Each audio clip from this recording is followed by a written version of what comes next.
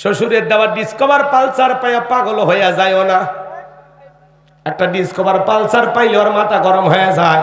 শাশুড়ির দরজায় ব্রেক করে ডাক দেয় আম্মা, কথা কয় না। শাশুড়িকে ছোটবেলায় ওই যে দুর্গাপুর মাদ্রাসা পড়ছে গুন্না মুখস্থ। শ্বশুর দেখলে আব্বা কেমন আছেন, আব্বা কি খেয়েছেন। শ্বশুর কয় জামাই পাইছি। আব্বা কইতে কইতে মুখের ফেলা তুলে ফেলে দেয়। ছোটবেলায় মাদ্রাসায় পড়েছিল, কলকলার সব হরফ মুখস্থ। এক পালসার ডিসকভার পাইয়া শ্বশুর শাশুড়ি হয়ে যায় আব্বা আম্মা, আর মা বাবা হয়ে যায় বুড়া বুড়ি। তোর কপালত লাত্তি আর গুড়ি, মরার পরে ফেরেশতারা বাইরে ফুটে করবে ভুরি, জাহান্নামে হবে তোর বসত বাড়ি।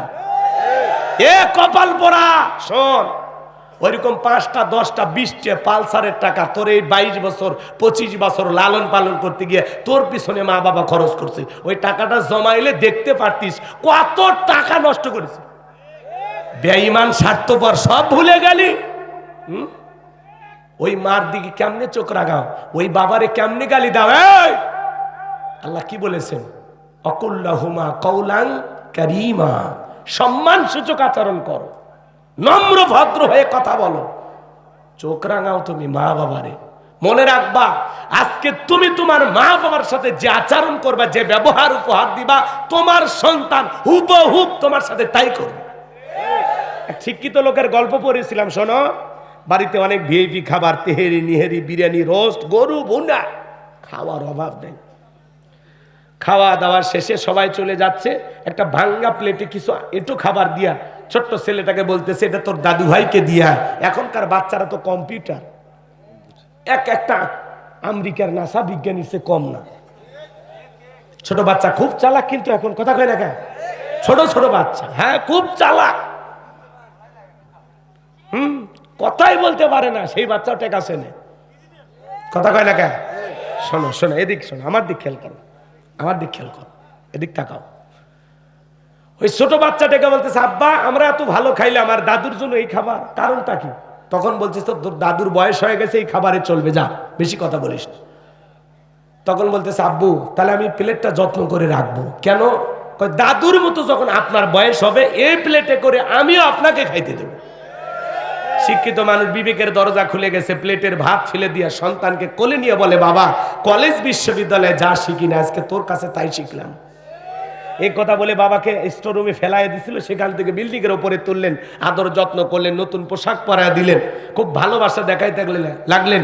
বিবি এসে ডেকে বলে কি ব্যাপার, বৃদ্ধ মানুষটাকে উপরে তুলে এত যত্ন করতেছেন, ব্যাপারটা কি? তখন বলতেছে চুপ চুপ, আজ থেকে আমরা যা খাবো বাবা তাই খাবে, আমরা যা পরবো বাবা তাই পরবে, আমরা এই রুমে ঘুমাবো, পাশের রুমে বাবা ঘুমাবে। আজ থেকে যদি আমার বাবাকে অসম্মান করে যদি করিস কোনো বাড়াবাড়ি 1 2 3 পাঠায় দেব বাপের বাড়ি। আমার আল্লাহ রাব্বুল আলামিন বলেন ওয়ালাকাদ আতাইনা লুকমানাল হিকমাতা আনিশকুরু লিল্লাহ ওয়া মান ইয়াশকুর ফাইন্নামা ইয়াশকুরু লিনাফসিহি ওয়া মান কাফারা ফাইন্নাল্লাহা গনিয়্যুন হামিদ। আমার আল্লাহ রাব্বুল আলামিন বলেন আমি লোকমানে হাকিমকে হিকমত দিয়েছিলাম, জ্ঞান দিয়েছিলাম এবং বলেছিলাম লোকমান তুমি আমার শুকরিয়া আদায় করো। লোকমানে হাকিম আমার শুকরিয়া আদায় করেছিল। যারা শুকরিয়া আদায় করে সে তার নিজের জন্য আদায় করে, আর যারা শুকরিয়া আদায় করে না তাদের জেনে রাখা উচিত আমি আল্লাহ অমুক অপেক্ষী, আমি আল্লাহ নিজেই প্রশংসিত, বলুন সুবহানাল্লাহ। শুকরিয়া আদায় করলে বান্দার লাভ, আমার আল্লাহর কোনো লাভ নাই। শুকরিয়া আদায় না করলে বান্দার লস, আমার আল্লাহর কোনো লস নাই। তামাম পৃথিবীর মানুষ যদি একত্রিত হয়ে আল্লাহকে আল্লাহ বলে ডাক দেয় আমার আল্লাহর সম্মান মর্যাদা বাড়ে না। তামাম পৃথিবীর মানুষগুলো যদি হয়ে একত্রিত হয়ে আল্লাহকে আল্লাহ বলে না ডাক দেয় আমার আল্লাহর সম্মান মর্যাদা কমে না। আপনি ডাকলেও আমার আল্লাহ আল্লাহ, না ডাকলেও আমার আল্লাহ আল্লাহ। 5 বছর পরে ভোট দিয়ে নির্বাচন করে আল্লাহ হয় না। চিৎকারে মেরে বলুন আল্লাহু আকবার। লুকমান হাকিম শুকরিয়া আদায় করার কারণে, কৃতজ্ঞতা প্রকাশ করার কারণে আল্লাহ তাআলা তার সম্মান কতটা বাড়িয়ে দিয়েছেন। আপনারা কি আদর্শ বাবা হতে চান? একটু কথা বলেন, হতে চান? আপনার সন্তানকে আদর্শ মানুষ হিসেবে গড়ে তুলতে চান? মনে রাখবেন, গরুর পেট থেকে জন্ম নিলে গরুর বাচ্চা, ভেড়ার পেট থেকে জন্ম নিলে ভেড়ার বাচ্চা, ছাগলের পেট থেকে জন্ম নিলে ছাগলের বাচ্চা, মানুষের পেট থেকে জন্ম নিলেই ওইটা মানুষের বাচ্চা হয় না। ওকে মানুষের মতো মানুষ হিসেবে গড়ে তোলা লাগে। কথা বলে ঠিক কিনা? স্কুল কলেজে মাদ্রাসায় যখন আমাদের অভিভাবকেরা আমাদেরকে ছোটবেলায় মাদ্রাসায় বা স্কুলে ভর্তি করে দেয়, তখন স্যারের হাতে বা ওস্তাদের হাতে আমাদেরকে তুলে দিয়ে বলে, হুজুর আমার ছেলেটাকে মানুষ বানাবেন। তার মানে কি? ও এখনো মানুষ হয়নি। কথা বলে ঠিক কিনা?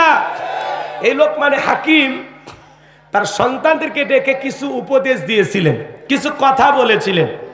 লোকমান হাকিমের এই বক্তব্যগুলো, এই কথাগুলো আসমানের মালিক আল্লাহর এত পছন্দ হয়েছে, সেই কথাগুলোকে কোট করে আল্লাহ পাক কুরআনুল কারীমের ভিতরে তার নামে একটি সূরা নাজিল করেছেন। আল্লাহু আকবার বলেন। এবং এই লোকমানের কথাগুলোকে আল্লাহ পাক স্মরণীয় করে রেখে দিলেন কিয়ামত পর্যন্ত। আল্লাহু আকবার বলেন। এই লোকমান হাকিম চেহারাটা ছিল কালো, ঠোঁটগুলো ছিল মোটা, লোকটা দেখতে খুব বেশি লম্বা ছিলেন না, খাটো মানুষ ছিলেন। লোকমান হাকিম যদিও চেহারাটা কালো, অন্তর ছিল ভালো। তার জবানের কথাগুলো আল্লাহ তাআলার দরবারে পছন্দ হলো। এই জন্য আল্লাহ পাক তার কথাগুলোকে কোট করে কুরআনুল কারীমের ভিতরে তার নামে একটি সূরা নাজিল করলো। বলুন আল্লাহু আকবার। এই জন্য বাজান গো আমার, লোকমান হাকিম কিন্তু কোন নবী ছিলেন না, রাসূল ছিলেন না, ছিলেন একজন জ্ঞানী মানুষ, সাধারণ আল্লাহর একজন বান্দা।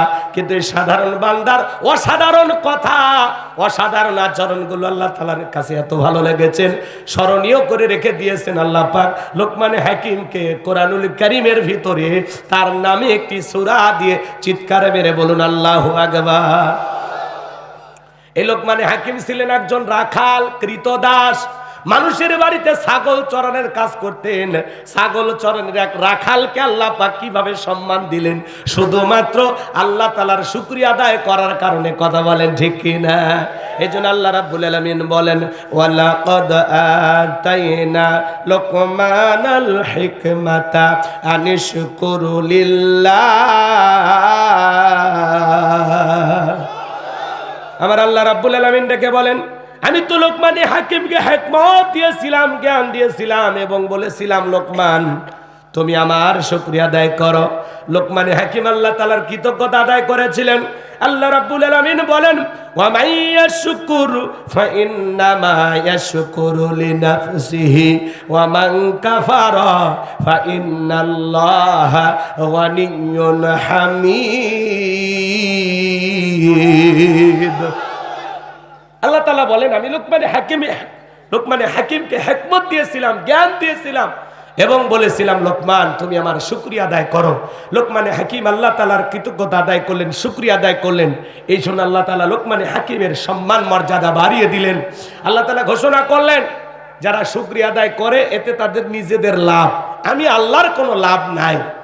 শুকরিয়া আদায় না করলে তাদের নিজেদের লস, আমি আল্লাহর কোনো লস নাই। কারণ আমি আল্লাহ হলাম অমুখাপেক্ষী। আল্লাহু গনিয়্যুন হামিদ। আমি আল্লাহ নিজেই প্রশংসিত, তোমাদের প্রশংসার জন্য আমার দিন ঠেকে থাকে না। আমি আল্লাহ নিজেই প্রশংসিত। সুবহানাল্লাহ বলেন। যেহেতু লিখেছেন তাফসিরুল কোরআন মাহফিল, কোথায় আগুন লাগছে? কোথায় আগুন লাগছে? এ ভাইয়া থামেন, থামেন। আগুন লাগছে, কারেন্টের আগুন। কোন বাড়ি? আলমগীর। ভাই বসেন, বসেন। আলমগীরের বাড়িতে আগুন লাগছে। ভাই বসেন, বসেন। আগুন লাগছে তো ফায়ার সার্ভিসকে ফোন দেন।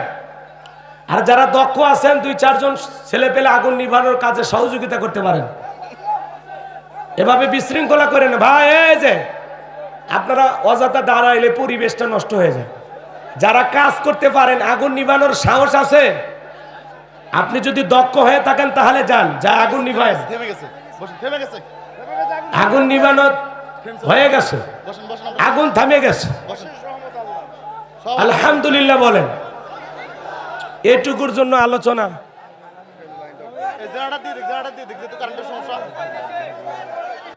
আবার ভাইয়েরা, আপনি যদি আদর্শ বাবা হতে চান, আমার কথাগুলো আজকে একটু শুনে যান বাজান গো আমার। লোকমানে হাকিম আল্লাহ তাআলার কৃতজ্ঞতা আদায় করার কারণে, শুকরিয়া আদায় করার কারণে আল্লাহ তাআলা তার সম্মান মর্যাদা বাড়িয়ে দিয়েছেন। আমরা যদি আল্লাহ তাআলার কৃতজ্ঞতা আদায় করি, আল্লাহ তাআলার প্রশংসা আদায় করি, আমাদের সম্মান মর্যাদা বাড়িয়ে দেবেন কি? শুকরিয়া আদায় করলে কার লাভ? আবার কয় আল্লাহ লাভ। শুকরিয়া আদায় করলে কার লাভ? আমাদের লাভ। শুকরিয়া আদায় না করলে কার লস? আমাদের লস। আল্লাহর কোনো লস লাভ নাই।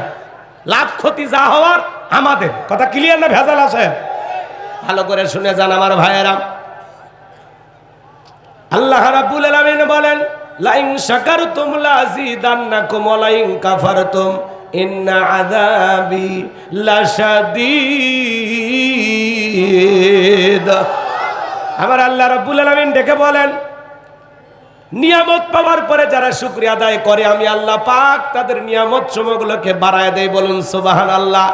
আর যারা নিয়ামত পাওয়ার পরে না শুকরিয়া আদায় করে, কৃতজ্ঞতা আদায় করতে চায় না, অকৃতজ্ঞ হয়, আমার আল্লাহ রাব্বুল আলামিন ডেকে বলেন, যারা শুকরিয়া আদায় করতে চায় না, অকৃতজ্ঞ, তাদের নিয়ামতগুলোকে আমি আল্লাহ পাক ছিনায়া নেই। আর তাদের জন্য রয়েছে কঠোর আযাব, শাস্তির ব্যবস্থা। জোরে বলুন নাউযুবিল্লাহ। কেন আল্লাহর শুকরিয়া আদায় করবেন না? এই পৃথিবীর জমিনে আল্লাহ তাআলা আপনাকে আমাকে পাঠিয়েছেন। মার গর্ভ থেকে যখন এসেছিলাম, ভাইরা আমার, একেবারে পোশাকহীন, বস্ত্রহীন আপনি আমি মায়ের গর্ভ থেকে দুনিয়ার জমিনে আসছিলাম। কারো কাছে কি পোশাক ছিল? বলেন, কারো গায়ে কি পোশাক ছিল? জায়গা জমির দলিল ছিল, টাকার বান্ডিল ছিল। আজকে আপনার দেহে যে সুন্দর পোশাকগুলো কে দিয়েছে? কে? আজকে আপনি লক্ষ লক্ষ টাকার মালিক কে বানিয়েছেন? কে? কয়েক বিঘা জমির মালিক কে বানিয়েছে? আচ্ছা আচ্ছা, আপনারা এত অস্থির কে? আপনি কই যান?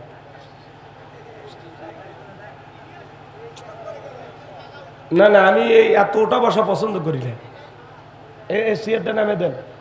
এই ছেলে, সেটা আউট করো।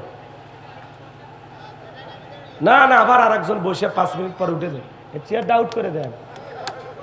আউট করো না, আবার কত কে 19 পর্যন্ত থাকবেন?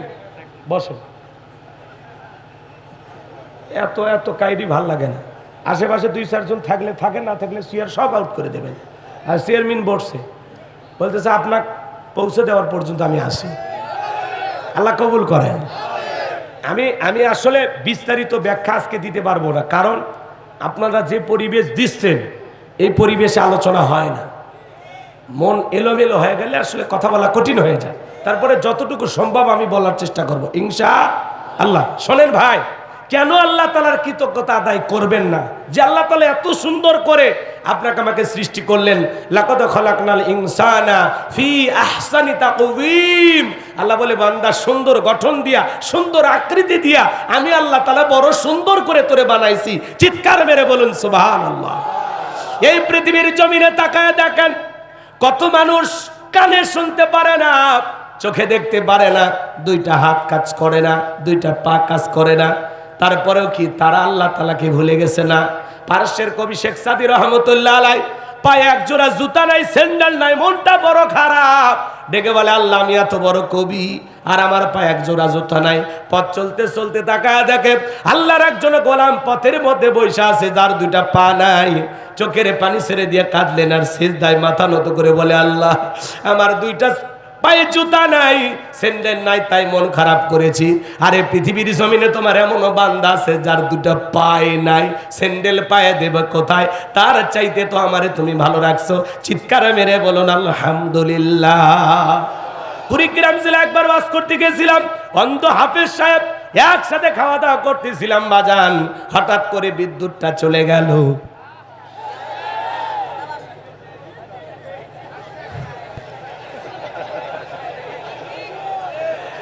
ওয়াজের সাথে মিলে যাচ্ছে, তাই না? এরপরে আল্লাহ রাব্বুল আলামিন বলেন, وَإِذْ قَالَ لُقْمَانُ لِابْنِهِ وَهُوَ يَعِظُهُ يَا بُنَيَّ لَا تُشْرِكْ بِاللَّهِ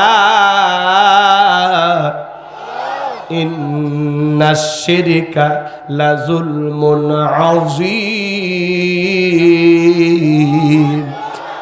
আল্লাহ রাব্বুল আলামিন বলেন, স্মরণ করো লোকমানে হাকিমের কথা।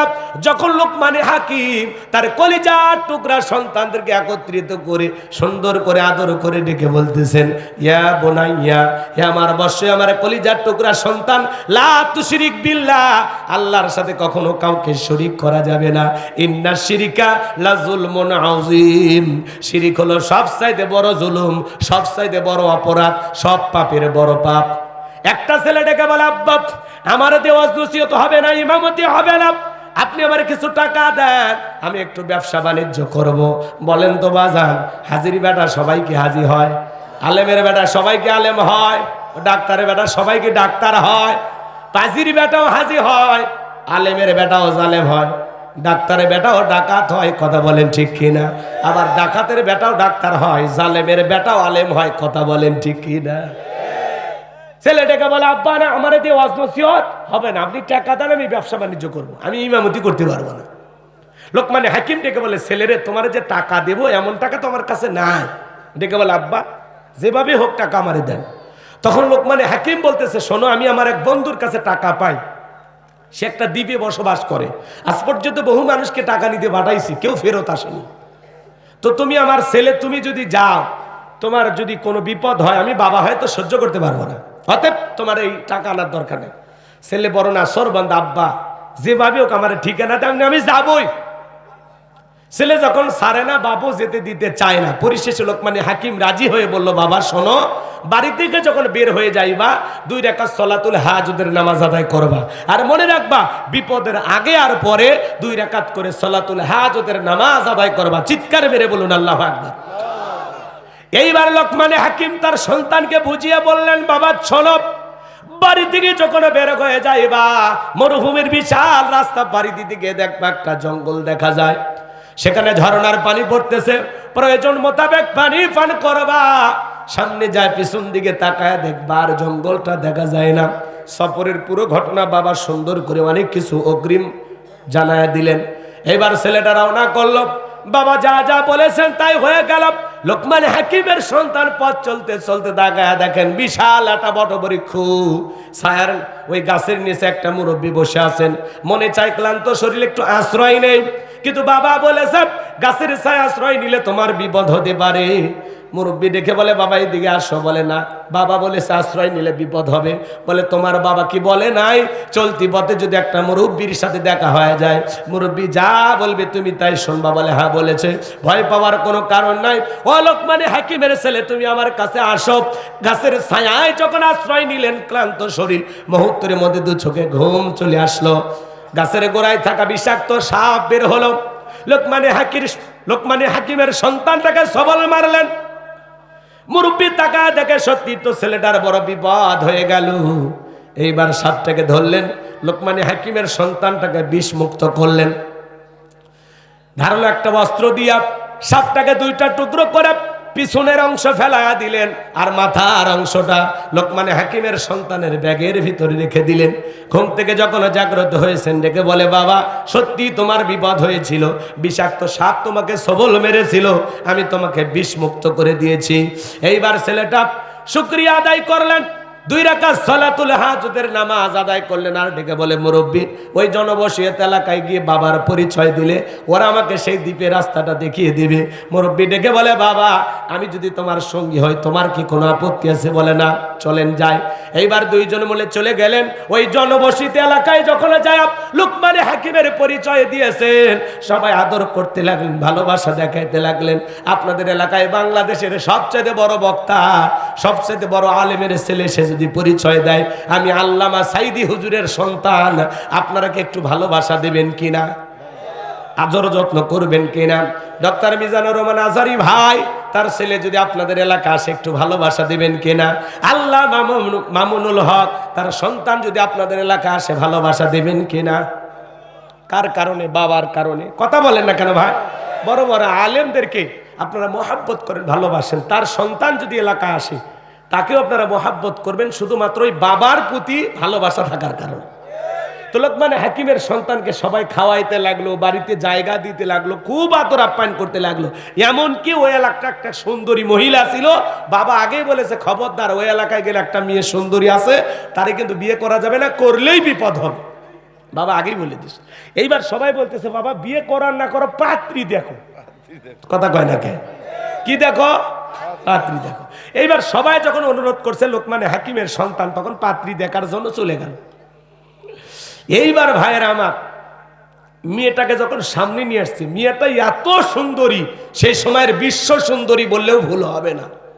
চোখ দুটো হরিণীর মতো কালো, কি সুন্দর আঁখি, কি সুন্দর এই ভুরু, এই যে দুইটা গাল কমলার মতো, ঠোঁট দুইটা গোলাপের পাপড়ির মতো, মানে কোনো জায়গায় তুলুটি নাই, এত সুন্দর, পরে না চোখের পলক।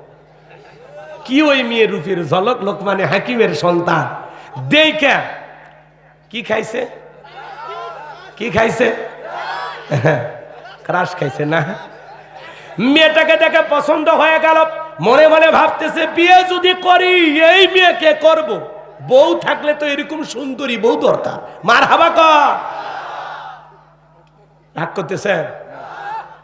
এইবার শোনেন, লোকজন বলতেছে বাবা তুমি যেহেতু লোকমানে হাকিমের ছেলে, তোমার বাবাকে আমরা অনেক ভালোবাসি, তো মেয়ের একটা গোপন সমস্যা আছে। কথা কয় না কে?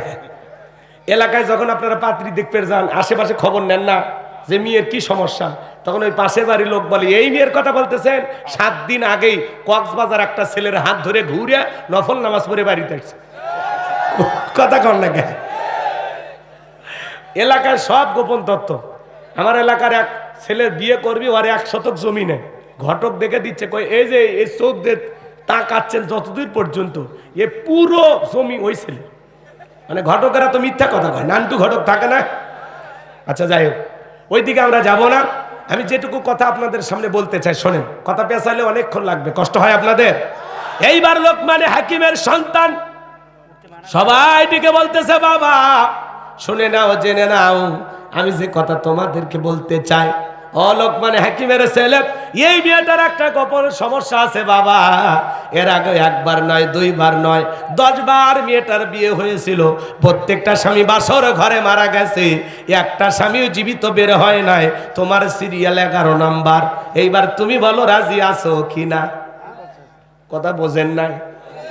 মেয়েটার গোপন সমস্যাটা কি জানার দরকার আছে না? না, লোকমানে হাকিমের ছেলে বিয়ে করতে চায়, বিয়েটার ঘটনা কি আমি বলবো? কারা কারা শুনবেন? তুই হাত তুলে দেখা, লিল্লাহে তাকবীর। হাত নামান আমার ভাইয়েরা।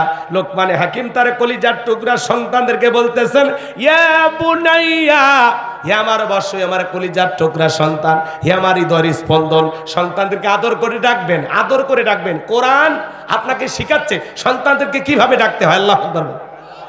ভাই ভাই গল্প করা যাবে না তো। সন্তানকে আদর করে ডাকবেন, হে আমার আব্বাজান, হে আমার কলিজার টুকরা সন্তান। আমার আব্বাজান কোথায়? আমার কলিজাটা কোথায়? আমার ছোট আব্বা কোথায়?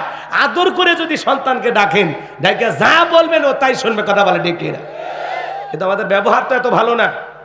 আপনার সন্তান আপনার কাছে হক পাবে কয়টি বলেন তো? কয়জন বাবা জানেন?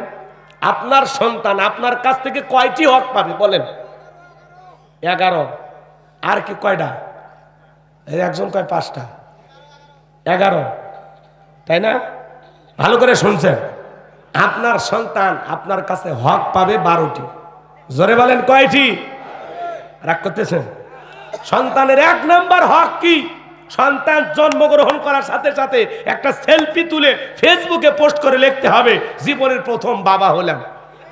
কবুল হজের সব পাওয়া যাবে নাকি কন? সন্তান জন্মগ্রহণ করার সাথে সাথে সেলফি তুলে ফেসবুকে পোস্ট করে। ছেলের মামা থাকলে পোস্ট করে মামা হইলাম, চাচা থাকলে কয় চাচা হইলাম, খালা থাকলে কয় খালা হইলাম, ফুবু থাকলে কয় অনেক কষ্টের পরে ফুবু হইলাম। ও কি কষ্ট করছে গো? যেই মহিলা বাচ্চা ডেলিভারি করছে ওই মহিলা ওই জায়গায় হাসপাতালে থাকা অবস্থায় ওই কোনো মতে বাচ্চাটা কোলে নিয়ে ওই পাগলির যদি একটা ফেসবুক আইডি থাকে সেখানে পোস্ট করে লেখে অনেক কষ্টের পরে মা হওয়ার স্বাদ বুঝলাম। এই হলো সমাজের হালচাল। সেলফি তোলার ঠেলায় প্রথম যে আজান দিতে হবে সেই কথা মনেই থাকে না। সন্তানের প্রথম হক, ছেলে হোক আর মেয়ে হোক, জন্মগ্রহণ করার সাথে সাথে কানে আজান দিতে হবে। কথা বলে ঠিক কিনা? শোনেন, 2 নাম্বার হলো তাহনিক করা। তাহনিক করা মানে বোঝেন? একজন আলেমের কাছে নিয়ে যাবেন, সে মিষ্টি দ্রব্য কিছু চিবাইয়া, সেটা খেজুর হোক যে কোনো জিনিস হোক, চিবাইয়া সন্তানের তালুর ভিতরে একটু লাগাইয়া দেবে, মুখের ভিতরে দিয়ে দেবে। এর নাম হলো তাহনিক করা। 3 নাম্বার, সন্তানের সুন্দর একটা নাম রাখতে হবে। নাম রাখছেন বল্টু, nut, screw, bullet, tyre, fire, কি নামের স্টাইল, হ্যাঁ, জন্টু, মন্টু, কি নাম রে ভাই, হাসু, হাসু, নাম কি হাসু। আর মেয়েদের নাম পিঙ্কি, চুমকি, চুইটি, বিউটি, শয়তান করে ডিউটি। হাই রে নামের স্টাইল, হাসি, খুশি, মায়া, জয়া, বেলি, চেলি, শিলি, শিখা, কি নাম, নামের কি স্টাইল। এগুলো বলতে গেলে অনেক সময় লাগবে, ওইদিকে আমি যাবো না। আচ্ছা, আজ পর্যন্ত কোনো মাহফিলে আপনারা নাম শুনছেন? এখন আপনাদের সামনে ওয়াজ করবেন আজকের মাহফিলের প্রধান বক্তা হযরত মাওলানা বল্টু সাহেব। বলছে এই বল্টুরা জীবনে কিছু করতে পারে? তো এই জন্য সন্তানদের নাম রাখবেন ইসলামিক নাম, সুন্দর নাম। আল্লাহর কাছে 2টা নাম প্রিয়, একটা আব্দুল্লাহ আর একটা আব্দুর রহমান। আমাদের কাছে যখন অনেকে ফোন দেয়, আমরা যখন প্রথমে 2টা নামের কথা বলি, তখন বলে দাদার নাম ছিল আব্দুল্লাহ, চাচার নাম আব্দুর রহমান। এগুলো নামের মধ্যে কেন জানি চাচার দাদা দাদা ভাব, এগুলো চলবে না, আপডেট কিছু বলে। তখন আর নাম খুঁজে পায় না, ছেলের নাম রাখে মোটু, ফাটলু, হ্যাঁ, এক নাম শুনলে ভাই, জনি, সনি। একজন সেদিন নাম রাখছে কি জানেন, বোন, বোন নাম রাখছে কি বোন। না জানি কখন কোন দিন থেকে নাম শুনবেন, ছেলের নাম রাখবি প্লেট, মেয়ের নাম রাখবি চামচ। যে জামানা পড়ছে ভাই, নাম খুঁজে পাচ্ছে না তো। ছেলের নাম বলে লাঠা, কারো নাম বলে লাটু, হ্যাঁ, কথা কেন কেন, লাড্ডু, লাড্ডু নাম রাখছে কি লাড্ডু, লাড্ডু সাহেব, এটার নাম হলো, হ্যাঁ। এই জন্য ইসলামিক নাম রাখবেন, পারবেন তো ইনশাল্লাহ? আল্লাহ কবুল করেন, জোরে বললে আমিন। এরপরে সন্তান, এদিক খেয়াল করেন, যখন আস্তে আস্তে বড় হবে, সন্তানের কি করা লাগবে? সন্তানকে দ্বীনি ইলম শিক্ষা দিতে হবে, মাদ্রাসায় পড়াইতে হবে, কোরআন সুন্নাহর জ্ঞান শিক্ষা দিতে হবে। কথা বলে ঠিক কিনা? ছোটবেলায় মাদ্রাসায় পড়ায়, এরপরে ডাক্তার, ইঞ্জিনিয়ার যা খুশি বানান, আপত্তি নাই, কিন্তু প্রথমে কোরআন সুন্নাহর জ্ঞান দিয়া অন্তরটা পরিষ্কার করে দেবেন। পারবো? সন্তানদেরকে মাদ্রাসায় পড়ানো ছাড়া বিকল্প কোনো রাস্তা খোলা নেই। ছোটবেলায় মাদ্রাসায় পড়াবেন, আল্লাহ বুঝদান করুন, জোরে বললেন আমিন। 12টা হক ওই দিকে বলতে গেলে 2 ঘন্টা লাগে যাবে, ওইদিকে আমি যাব না।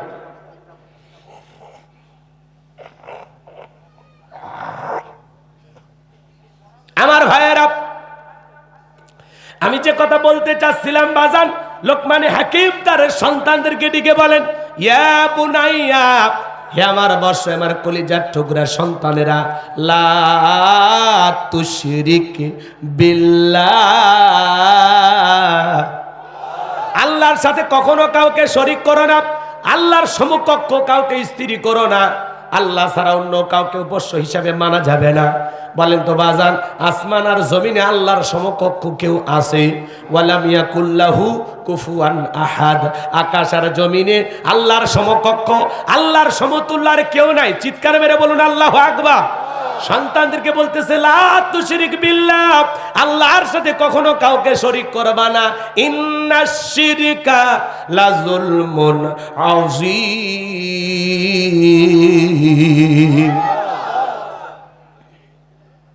সন্তানদেরকে বলতেছেন, ইন্নাশ শিরকা লাযুলমুন আযীম, এই শিরিক হলো সবচাইতে বড় জুলুম, সবচাইতে বড় অপরাধ।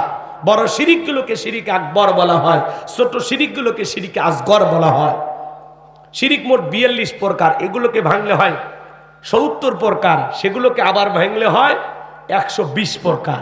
সমস্ত কথাগুলো যদি আপনাদের সামনে তুলে ধরা যায়, কমপক্ষে 3 দিন ওয়াজ করা লাগবে একই মাহফিলে। মিথ্যে না, আগুন লাগছে দৌড়ে যাও, আমার কথা একবারও মনে হলো না। এই আবেগলে তোমার ওয়াজ শুনবে রাখছ, আমি যে কয়েক মিনিট চালাচ্ছি, এটা তোমাকে কপা, তখনই দোয়া করে দিয়ে যাওয়া উচিত ছিল। কথা বলেন? তাদের সামনে কিছু মানুষ বসেছিল, ওই জন্য যায়নি। কথাকে বোঝা গেল? হ্যাঁ, আমি দেখছি তো, আপনারা ছিলেন। পিছনে যারা, ওরা পাশে আসে, ওরাই ঝামেলা পাকা। আগুন লাগছে ওই কোনার থেকে কয়, আগুন লাগছে আগুন লাগছে, ওকে মনে হয় এলান দিবের কছে। ওই কথাটা না কইলেই ঝামেলাটা হইতো না। কথা বলেন ঠিক কি না? পরিবেশ নষ্ট করবেন না, চলেন সামনের দিকে যায়।